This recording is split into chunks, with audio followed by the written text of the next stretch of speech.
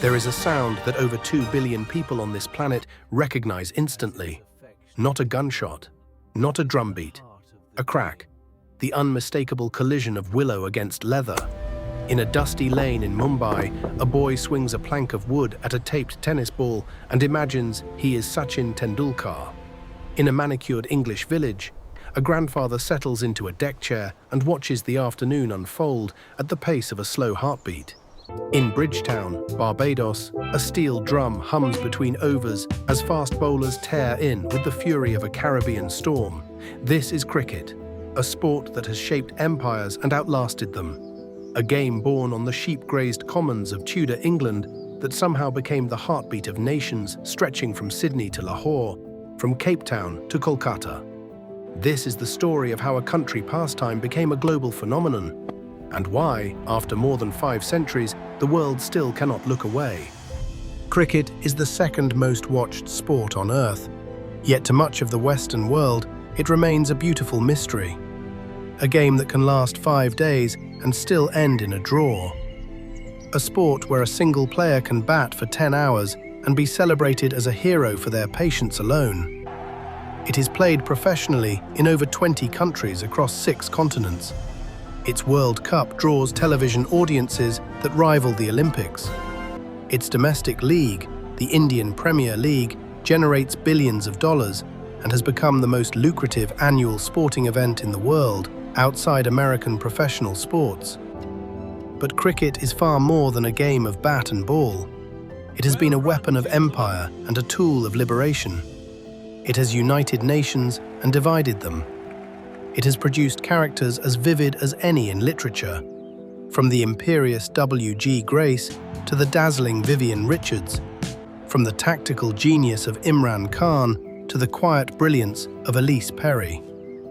To understand cricket is to understand something about time, about patience, about how a sport can carry the weight of history across its shoulders and still somehow remain a game. So let us go back to the very beginning, to the muddy fields of southeast England where shepherds swung crooks at balls of wool and accidentally invented a religion. The earliest definitive reference to cricket dates to 1598 in a court case from Guildford, Surrey, where a coroner named John Derrick testified that as a boy, more than 50 years earlier, he and his schoolmates had played a game called cricket on a parcel of common land. That places the game's origins no later than the 1550s, during the reign of Henry VIII. But the game almost certainly existed before even that. Linguistic scholars have traced the word cricket to several possible roots: the Old English crick, meaning a staff or crook, or the Flemish crickstool, a low stool that resembled the early wicket.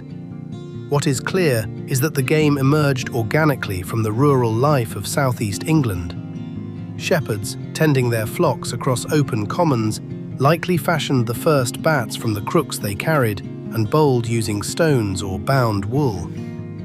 By the early 1600s, cricket had taken root as a community game. Church wardens recorded fines against men who played on Sundays instead of attending services, evidence that the game was already compelling enough to risk divine punishment.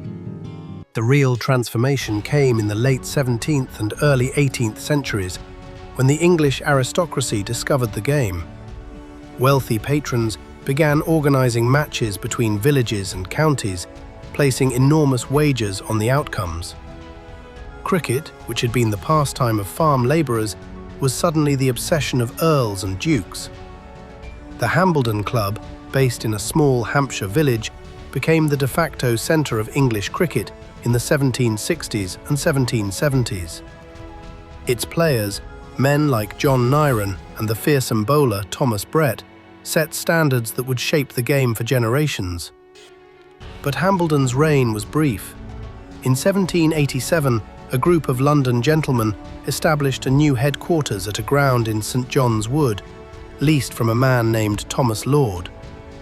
Lord's cricket ground would become the most famous sporting venue in cricketing history, the home of cricket. And from Lord's, the laws of the game would be codified and exported around the world. The MCC's laws of cricket, first formalised in 1788, established the dimensions of the pitch, the rules of dismissal, and the principle of fair play that would define the sport's culture for centuries. Cricket was no longer a folk game, it was an institution. And institutions, as the British knew better than anyone, were made to be exported. As the British Empire expanded across the globe, cricket travelled with it. Soldiers, administrators, missionaries, and merchants carried bats and balls alongside Bibles and trade goods. Wherever the Union Jack was planted, a cricket pitch was soon rolled flat beside it. In India, the game took root first among the Parsi community in Bombay in the 1840s, before spreading to Hindus, Muslims, and the broader population. What had arrived as the colonizers' game was quickly adopted, adapted, and eventually mastered by the colonized. In Australia, cricket became something altogether different, the arena where a young colony could challenge its parent nation on equal terms. And in 1877, it did exactly that. The first ever Test match, played in Melbourne, was won by Australia by 45 runs. 5 years later came the moment that would define cricket rivalries forever. In 1882, Australia defeated England at the Oval in London. A satirical obituary in the Sporting Times declared that English cricket had died and that its body would be cremated and the Ashes taken to Australia. The Ashes, a contest named after a joke obituary, fought over a tiny terracotta urn that has driven two nations to the edge of sporting insanity for nearly 150 years. In the Caribbean, cricket arrived with plantation owners, but was seized by the descendants of enslaved people as a vehicle for pride, resistance, and identity. West Indian cricket would become, in the words of the great writer C.L.R. James, far more than a game. It was a declaration of selfhood.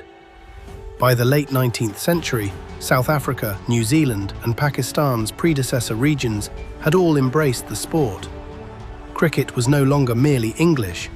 It belonged to the world, even if the world had not yet been given a fair say in how it was run.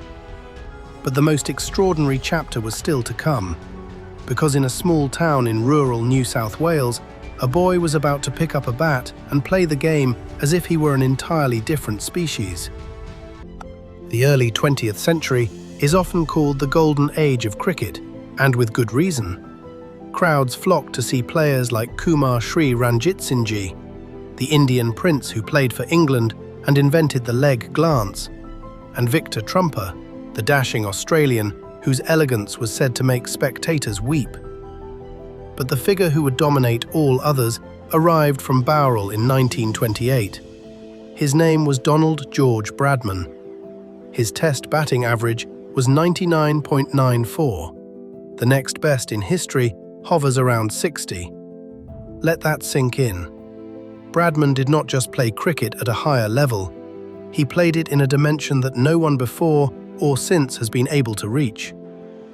So transcendent was Bradman that the England captain Douglas Jardine devised an entire strategy to neutralise him. Bodyline. Fast bowlers aiming at the batsman's body with a ring of close fielders. Batsmen were struck repeatedly. Diplomatic cables flew between London and Canberra. Cricket, for all its talk of sportsmanship, had shown that it could be as ruthless and politically charged as any pursuit of empire. 2 world wars interrupted the game, claiming lives and careers. But cricket endured, and when the West Indies, India and Pakistan gained Test status in the mid-20th century, the sport's centre of gravity began its long, slow shift away from England. Frank Worrell's West Indies toured Australia in 1960–61 and played a series so thrilling, culminating in the first tied Test in history, that 500,000 people lined the streets of Melbourne to farewell the Caribbean tourists. Cricket had proven it could transcend borders, race, and colonial history through the sheer power of its drama. But the game was about to face its greatest existential crisis. Not from a rival sport, not from a war, from a man with a television camera and a checkbook. For most of its history, cricket existed in a single format, the multi-day match. Patience was the supreme virtue, but the world was changing, and cricket, slowly, grudgingly, began to change with it. The first one-day international happened almost by accident in 1971, when rain washed out the first 3 days of an Ashes test in Melbourne. Officials hastily arranged a one-innings contest. The crowd loved it. It took an Australian television magnate to see the commercial potential. Kerry Packer, furious at being denied broadcast rights, launched World Series cricket in 1977, a rebel competition with the world's best players under lights, in coloured clothing, with white balls and cameras positioned for spectacle. The cricket establishment was horrified, but Packer understood what they did not. Cricket needed to entertain, or it would die. Within 2 years, every innovation he had introduced became standard. The Cricket World Cup, first held in 1975, became the showpiece. The West Indies won the first 2, led by Clive Lloyd, and then the incomparable Vivian Richards. Through the 1980s, their pace attack, 4 fast bowlers, any one of whom would have been any other nation's spearhead, operated as a relentless unit of destruction. Then came the earthquake, India's shock World Cup victory in 1983, when Kapil Dev's unfancied side defeated the mighty West Indies in the final at Lord's. It was a watershed. It ignited a cricketing passion across 1 billion people that would eventually transform the economics of the entire sport.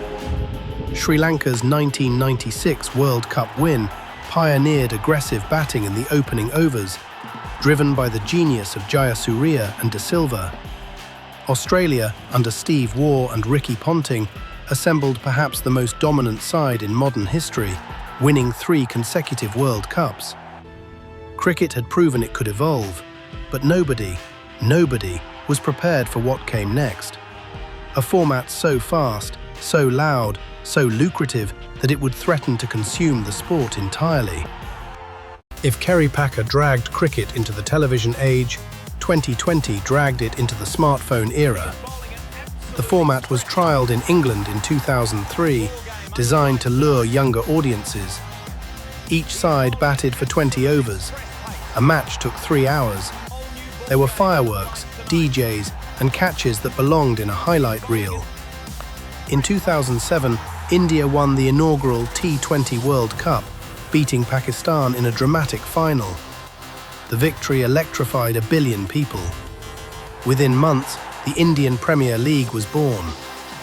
The IPL transformed cricket economics overnight. Players who had earned modest salaries were suddenly millionaires. By the 2020s, the league's annual revenue surpassed $5 billion. Other leagues followed: Australia's Big Bash, the Caribbean Premier League, the Pakistan Super League, South Africa's SA20. The global calendar became a battleground between international fixtures and domestic T20 tournaments. Test cricket found itself fighting for relevance against an explosive, commercially driven rival. And yet the game continued to grow. The ICC pushed for the Olympics, and cricket's return to the Los Angeles 2028 Games marked a historic milestone, its first Olympic appearance since 1900. Meanwhile, the women's game underwent its own revolution. Elise Perry, Smriti Mandhana, and Nat Sciver-Brunt became genuine stars. The 2020 Women's T20 World Cup final at the MCG drew over 86,000 spectators, the largest crowd ever for a women's cricket match. 5 centuries have passed since a group of schoolboys in Surrey swung at a ball on common land and called it cricket. In that time, the game has survived civil wars, world wars, revolutions, scandals, and the relentless acceleration of modernity. It has been played on beaches and in back gardens, in stadiums and on frozen Antarctic plains. It has been the obsession of kings and commoners, of poets and politicians, of grandmothers who listen on the radio and grandchildren who watch on their phones. Cricket has never been a simple game. It carries its history in every ball bowled, every crease guarded, every appeal that echoes across a ground. To play cricket is to participate in a conversation that stretches back half a millennium. The game will continue to evolve. T20 will produce new spectacles. Test cricket will face existential questions. The women's game will rise further. New nations, the United States, Germany, Nepal, will discover what billions already know, that there is no feeling quite like the crack of bat on ball, the roar of a crowd, the held breath of a close finish. Cricket is not merely a sport, it is a living chronicle of human ambition, ingenuity, and the stubborn belief that a game played on a strip of grass with a piece of shaped wood and a ball stitched from leather can matter, truly matter, to people's lives. And so the innings continues. The field is set. The bowler runs in. And somewhere, a child picks up a bat for the very first time. If this story moved you or taught you something you didn't know, hit that subscribe button and join us for more journeys through the history of sport. We've got stories on other sports available and plenty more to come. On tennis, American football, rugby, the Olympics, Formula One, and more. Ring the bell so you never miss a new documentary. And drop a comment below.